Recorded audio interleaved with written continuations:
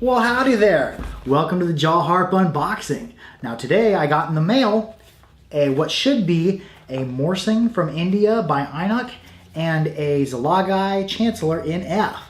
Now my package came and the post office, they didn't do very good this time. They got this big tear here. It looks like it caught on something or smashed, or maybe somebody did one of these trying to check out what's inside. But in the spirit of that, let's go ahead and continue the tearing that they already started.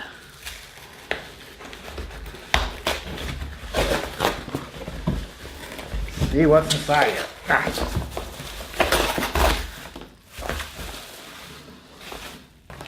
Packing slip. Box is now destroyed. We'll give that a throw here. Now, let's get into this. Alright, here we have the Morsing by Inok. Comes shipped on what looks to be a 1x1 wooden piece of wood here with a rubber band around it. Let's give this a gander. Big beefy frame. Big tang that goes through here. Clover head this time. Kind of in the same spirit as the Morsing from Nepal. Yeah, this is beefy, very heavy. I like the heft. Quite a bit bigger compared to the Morsing. And the embouchure and the reed, they're close, but not as close as I'd say those Szilagyi. Let's consult with the lens here, see if you can pick this up. Pretty close embouchure and reed, not overly close though. And then loop trigger, big beefy. This got to be one of the heavier harps I own. The tang extends quite a ways through there. I like the feel of it. Square, oh, also square tapered frame. Let's give it a lesson.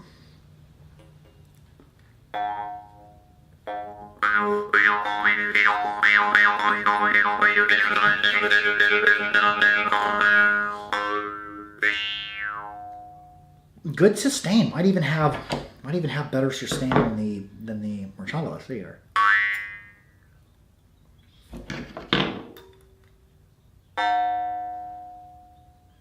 Lower, more bassy. Not bassy like the Szilagyi bass harps, but a bassier harp. I like that. It's got a good feel to it. It's made out of iron, quite a bit heavier than brass. At the end, quite a bit thicker. Looks almost to be, maybe about a 1/4 inch thick.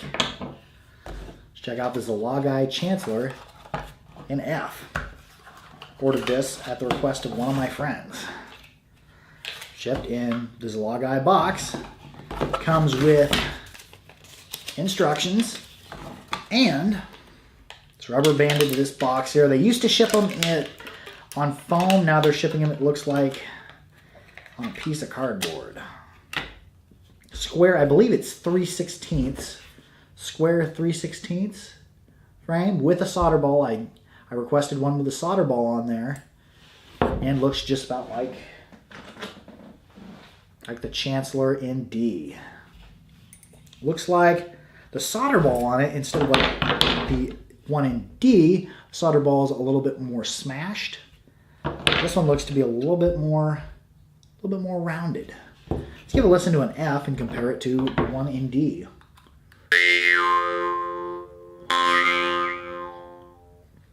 I like the tone of that. Let's hear the D.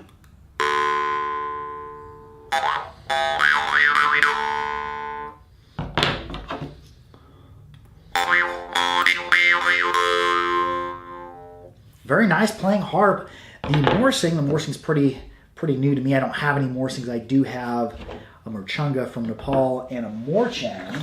Let's compare it to the Morsing. Morsing's, it's not really loud, and it doesn't have much sustain. The reed on it's super stiff. Let's hear the Morsing compared to it.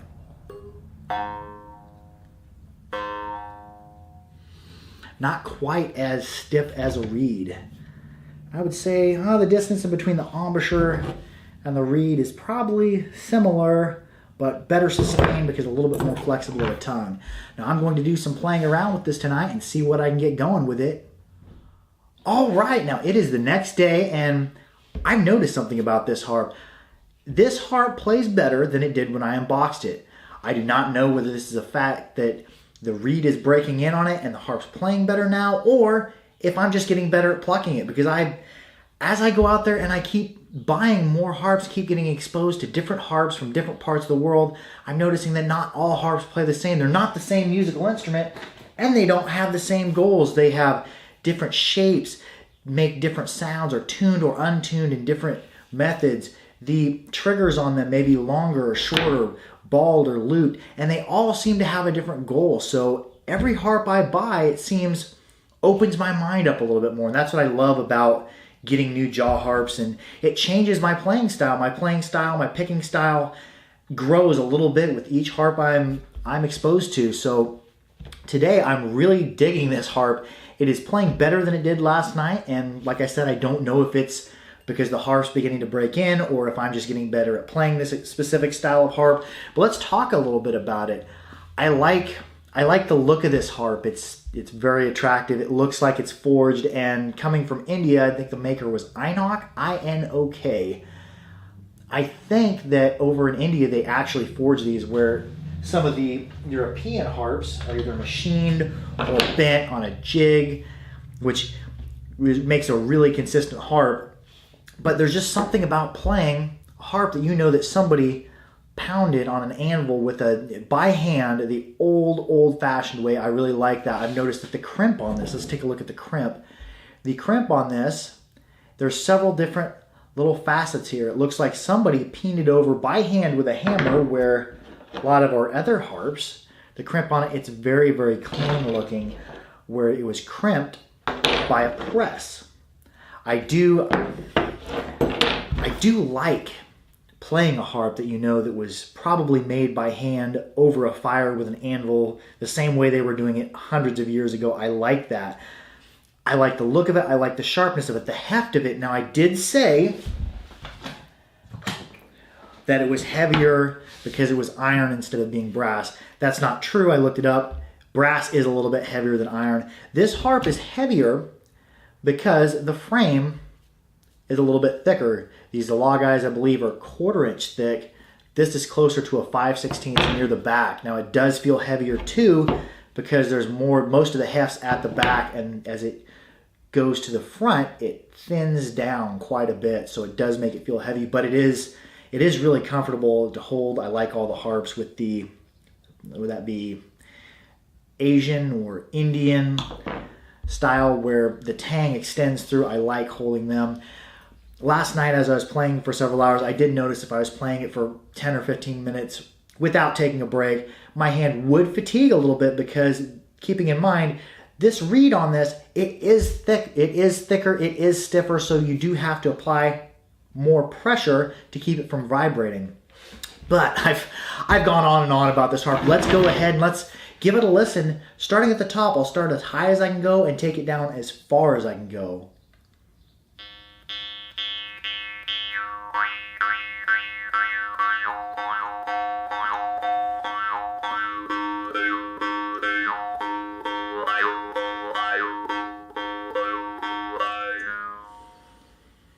Now, these harps from India, they do really well with percussive sounds. Let's give it a couple percussive sounds and do some breathing. I've noticed that these harps, they don't do as well with the breathing as some of the Europeans, like the Szilagyi or the Hokens do, but they really excel at the percussive noises. Let's give a listen to some percussive noises.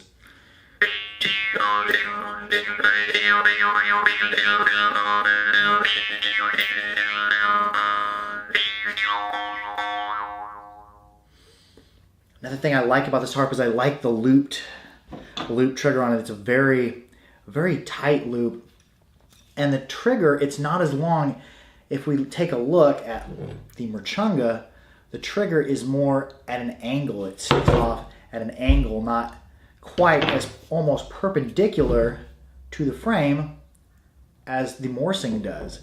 Like that, it has a different style of picking, and maybe that's why I perceived more vibration last night, perceived it to vibrate more up against my teeth. Maybe I just wasn't used to playing a harp that has an almost perpendicular trigger.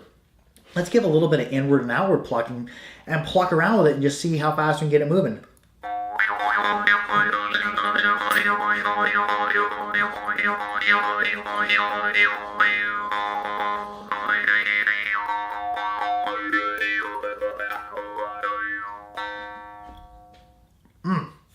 I do like playing this harp, and I do a lot of comparisons to harps, and the more I do this, I find out that it's not apples to apples. There are apples, there are oranges, there are strawberries. There are so many different styles of harps with so many different styles of goals. I'm just trying to keep an open mind, and as far as this goes, the Morsing by Inok, it is getting the BebCorp seal of approval. I do like it a lot. Well, that's going to wrap it up for this unboxing. Like, share, and subscribe for more harpery. Harp out.